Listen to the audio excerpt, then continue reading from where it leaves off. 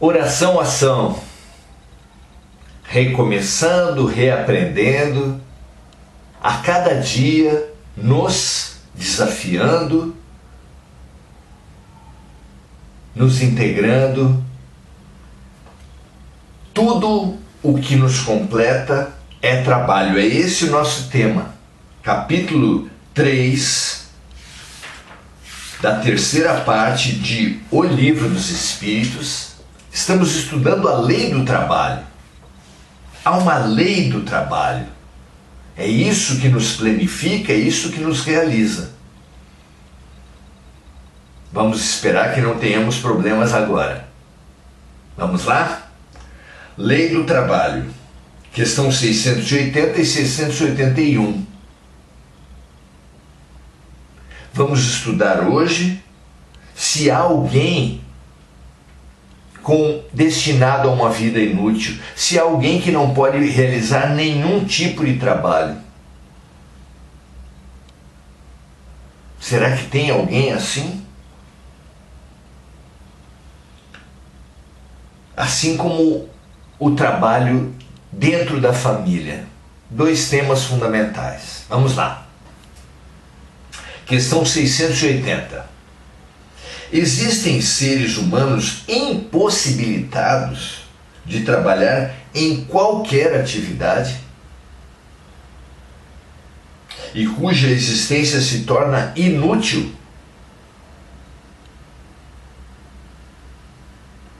A resposta dos Espíritos vem assim: Deus é justo e apenas desaprova aquele que por vontade própria tornou inútil a sua existência.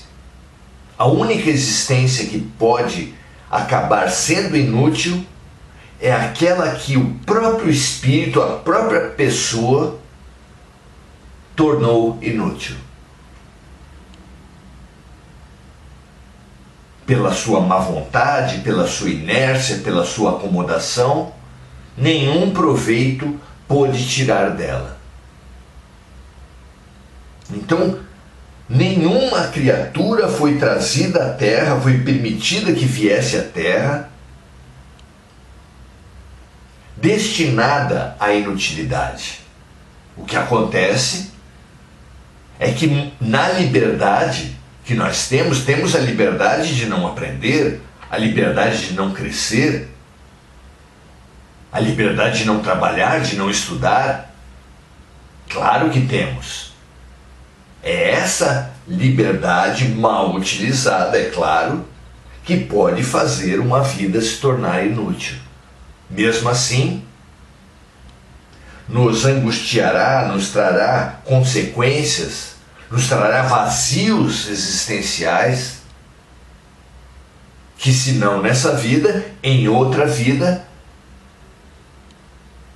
nos impulsionará, sim, ao trabalho, ao estudo, a uma vida produtiva. Da mesma forma que um alcoólatra, quando continua a beber, está acumulando vivências infelizes, acumulando agressões ao seu corpo, acumulando doenças que ele terá que passar. E tudo isso, levado a um extremo, será o grande impulso para um dia tomar a decisão da busca, da cura, da libertação. O ócio, a preguiça, é um vício que traz um vazio, traz uma sensação de desvalia que será curada exatamente pelo acúmulo da vivência vazia. A alma buscará uma outra realidade. Assim seja com todos nós. Então nada é realmente inútil. Podemos, diante de amplas possibilidades, reduzir a utilidade de uma vida a quase zero. Mesmo assim, colocada ao longo da eternidade, essa vida de quase zero nos impulsionará a muito, ao infinito, ao aprendizado e à cura. Vamos lá? Questão 680, do capítulo 3, da terceira parte de O Livro dos Espíritos, Allan Kardec. Kardec pergunta o seguinte para os espíritos de luz: existem seres humanos impossibilitados de trabalhar em qualquer atividade e cuja existência se torna inútil? E a resposta vem assim: Deus é justo e apenas desaprova aquele que, por vontade própria, tornou inútil a sua existência. Somente a má vontade, a acomodação, a arrogância impermeabilizam o ser ao aprendizado e à cura.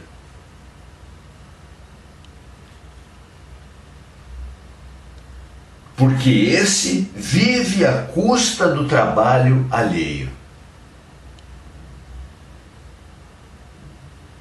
Há seres que têm como projeto de vida, que na verdade é um projeto de morte, como preenchimento dos seus dias, quando na verdade é uma vida vazia, o viver à custa dos outros. A antiga lenda dos vampiros não vem de outra característica. Sim, há seres que vivem à custa dos outros. São vampiros existenciais. Mas mesmo eles, um dia se cansarão, acumularão energia de libertação e encontrarão a sua cura e o seu aprendizado, como todos nós. Porque o único destino impossível de ser afastado é o destino de toda criatura de ser feliz. Muito bom. Termina essa pergunta os espíritos dizendo assim: Deus quer que cada um se torne útil de acordo com as suas aptidões. Claro, na nossa arrogância, uma pessoa que é trabalhador braçal pode entender que o trabalhador intelectual é inútil, não faz nada. Mas não é verdade.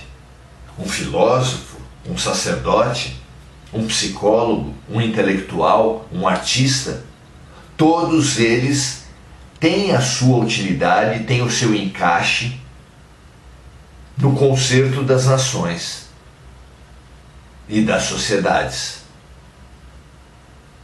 A cigarra e a formiga simbolizam bem isso. Vidas que aparentemente não têm utilidade. A cigarra é inútil para a formiga, para algumas formigas, e as formigas são desprezadas por algumas cigarras. Mesmo assim, cada uma delas vai ter o seu valor imprescindível.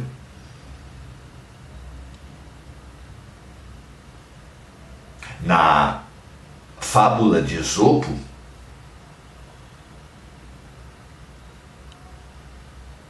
a formiga se volta contra a cigarra e não lhe ajuda no inverno, porque ela trabalhou no verão, acumulou folhas, enquanto a cigarra apenas cantava. Mas a verdade é que se essa fábula se estende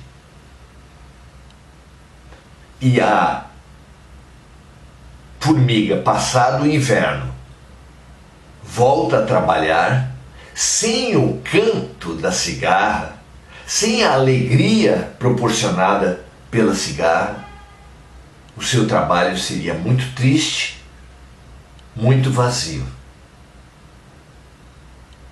Os trabalhos se completam na natureza e na humanidade. Nenhum deles é por si só desprezível.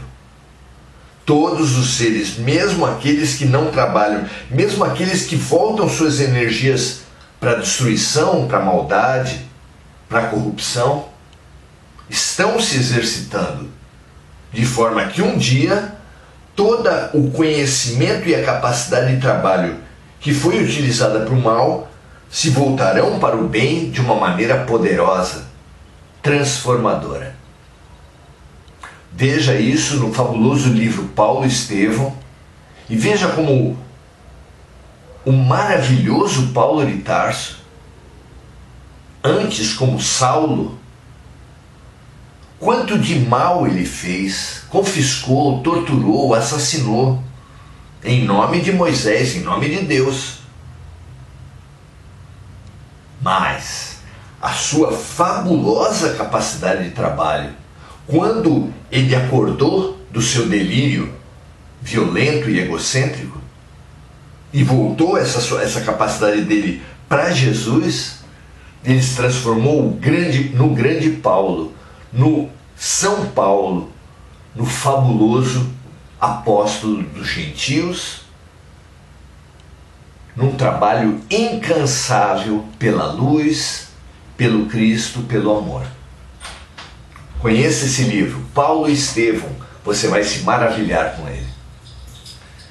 Pergunta 681. A lei da natureza obriga os filhos a trabalharem para os pais? É um novo olhar a respeito da família, como uma verdadeira oficina de trabalho, uma oficina de serviço, onde uns trabalham pelos outros. É o que nos apresenta aqui. Pela pergunta, a lei da natureza obriga os filhos a trabalharem para os pais? E pela resposta, onde os espíritos dizem assim: certamente, assim como os pais devem trabalhar para os filhos. É só uma questão de em que ciclo de vida você observa a família. Quando as crianças são muito pequenas, os pais trabalham para os filhos. Quando os pais são muito idosos, os filhos trabalham para os pais. Conforme o olhar, conforme o momento, conforme a característica de cada ser, conforme as doenças que se vê, as dificuldades, tudo levará a momentos diferentes na família, mas sempre a família deverá ser vista como uma oficina de serviço, uma oficina de trabalho. Então, os filhos devem trabalhar para os pais, assim como os pais devem trabalhar para os filhos. Óbvio. Foi por isso que Deus fez do amor filial e do amor paternal um sentimento natural, a fim de que por essa afeição recíproca os membros de uma mesma família fossem levados a se ajudarem mutuamente. Porque o serviço em compaixão, a fraternidade, vividas na família, são um treinamento fabuloso para o amor. Uma oficina de trabalho, de aprendizado.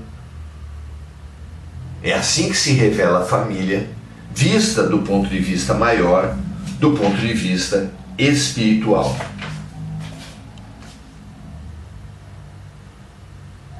Terminam os espíritos dizendo nessa pergunta 681.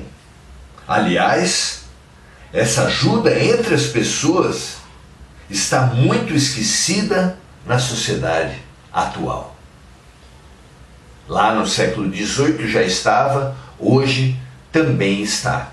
Muito difícil que haja pessoas dentro da família que tenham essa consideração do honrai vossos pais e vossas mães, do honrai vossos filhos, do servirmos uns aos outros, como exercício para o amarmos uns aos outros. Mas esse é o sentido da vida e colocarmos-nos nesse caminho é fabuloso. Saudamos aqui todos os amigos que tiveram, pelo menos em parte, antes de cair a conexão. Enir Cajazeira, Mônica Silva. Nossos amigos de sala de aula. Mônica Silva sempre lembrando de amigos encarnados e desencarnados. Domingos Natalo. André Salvatore, Adelaide Dias. Compartilhem, meus amigos, do YouTube e do Facebook, esse nosso momento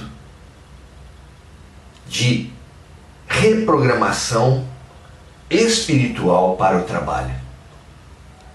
Que não tem nada de desonroso, nada de menor. Ao contrário, é o grande estímulo para a realização da criatura de Deus. Um grande abraço, um prazer aprendermos juntos e até amanhã às 18 horas, ao vivo no Facebook ou a qualquer momento nas gravações do nosso canal no YouTube. Grande abraço e até amanhã.